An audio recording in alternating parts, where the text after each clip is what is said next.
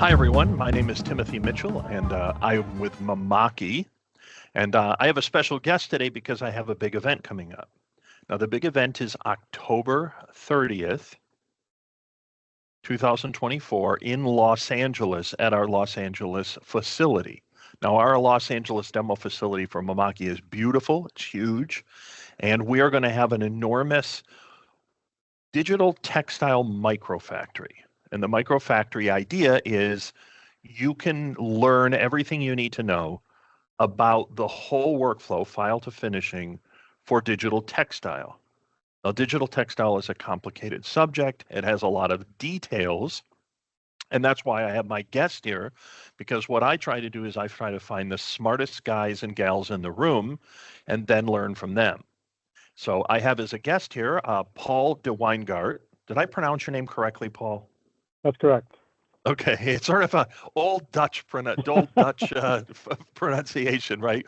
And you've been involved. I met you actually when I was working for S1, and I'll take a little credit. They asked me, "Hey, should we hire Paul?" And I looked at your resume and said, "You'd be crazy not to," because your background in sublimation textile is extraordinary. So if you would be so kind to sort of introduce yourself and mention a little bit about your background, because I think it's very remarkable in this industry. My name is, as Timothy is saying, Paul DeWynGaert. I live up in Massachusetts. I am now currently employed with S1. My background is I essentially come from a family-owned POP outdoor advertising business. I grew up in that, went to school to learn biochemistry, go back and work with the family business, decided that wasn't for me. Went off, started my own business, got involved in chemistry, got involved in applications, got involved in machinery, developed and I have 2 patents within the process. And in 1991, started to focus specifically on dispersed dyes, dye sublimations with respect to analog and moving into digital. Been working at that ever since and gotten involved in many processes along the way.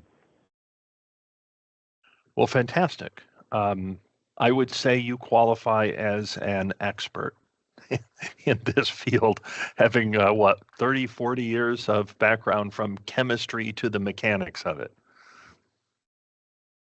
Yep. All right, so let me get on right to the next question is, your product line, which is called U-Fabric, which I encountered first when I was involved in a European venture, and it became clear to me that U-Fabric was a very significant presence in the European market. And one of the things I noticed about a lot of the European sublimation printing is they seem to favor direct print more than what I was seeing in the US.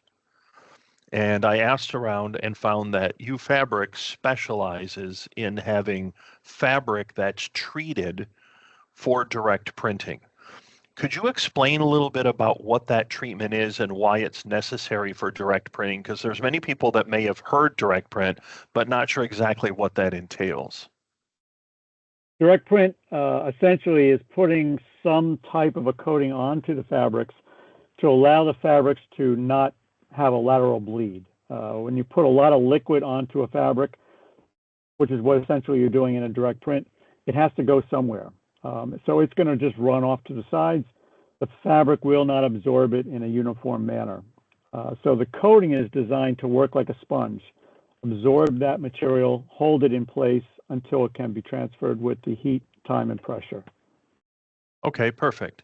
So one of the things, as I understand, with your treatments is it doesn't affect the hand of the fabric. You know, like when I think of certain coatings on fabric, for example, for resin or solvent, or to a lesser extent also UV, the coating seems to be noticeable. But with the treatment for direct print with sublimation, it looks like it doesn't affect the hand of the fabric. It feels just like an uncoated fabric. Is that the case with the U-Fabric products? Correct. So there are many types of coatings you can put on. A lot of them don't actually have much of a hand, at least not anything that's going to be noticeable. When you're working with dye sub, you're also working with, as the name says, a dye rather than a pigment. So you don't have the particle size of the pigment sitting on top either. It's actually going into the material The coating is designed to go into and encapsulate the threads of the fabric. So that's why you don't have a hand. Okay. Let me ask you then. It appears that the entire U-Fabric line that you represent, all of it for sublimation, has a treatment or a coating on it, so you could use it. Like we have a new printer. It is the Mimaki TS 330 3200 DS, and it's capable of printing to paper transfer or direct. As I understand it, with your line of fabrics, I could print that with paper or I could use it with direct and it would work effectively both ways. Correct. So the coatings are designed because they're so thin, because they're essentially encapsulating the threads. It allows the dye to penetrate through the coating into the material, which is what you're normally doing with the transfer process. It doesn't hinder it and you don't see it. So a nice thing with yours is you don't have two lines of coated and then treated for direct. It's, as I understand it, it's all done at the factory and it's all done so you could do it either way. Correct. Correct. Okay, that's very clever.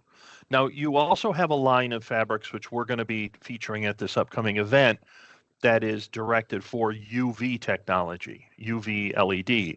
And I think UV LED is often overlooked in the textile equation. It's sort of a sideline, but yet it's going to have some real advantages. One of which, of course, is longer direct sunlight durability. You know, you're using a process that's going to use pigment and isn't going to fade as much as a sublimation dye base.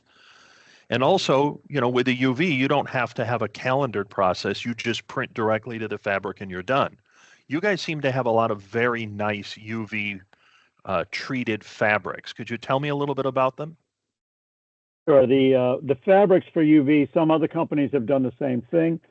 What they're doing is they basically have fabrics which they coat and they try to make them a uniform across the board. So it works effectively with dye sub as well as the UV materials. What we've done is split them off so that you don't have something that works so-so in all cases. We have something that works extremely well for dye sub and something that also works extremely well for the UV. The coating chemistry is a little bit different for both, so you really don't want to combine the two into one.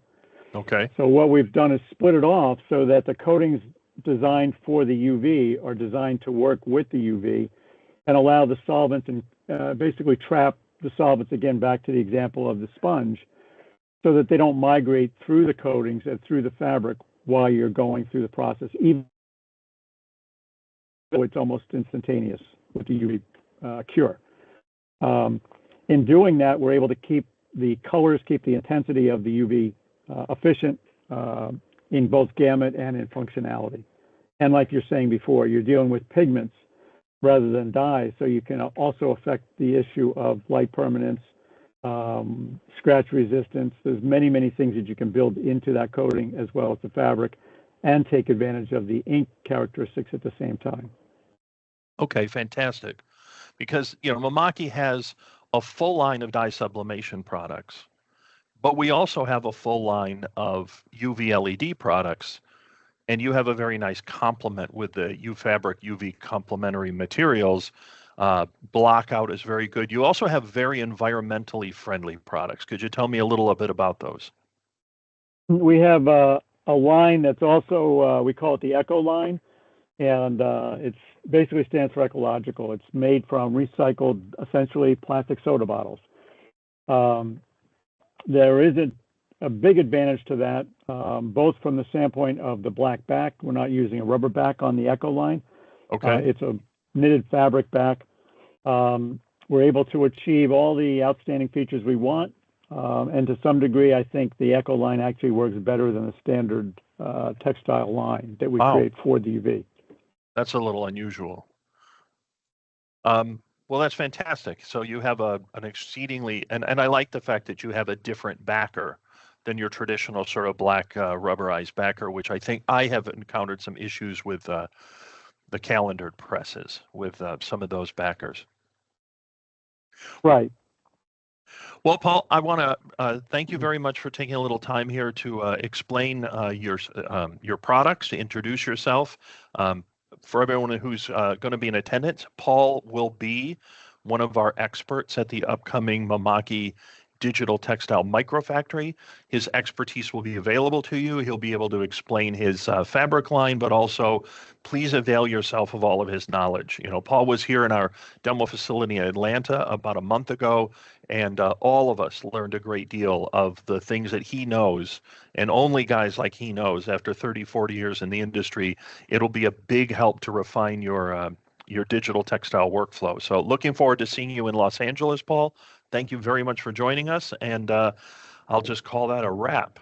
Enjoy your weekend, my friend. All right. Thank you very much. Absolutely.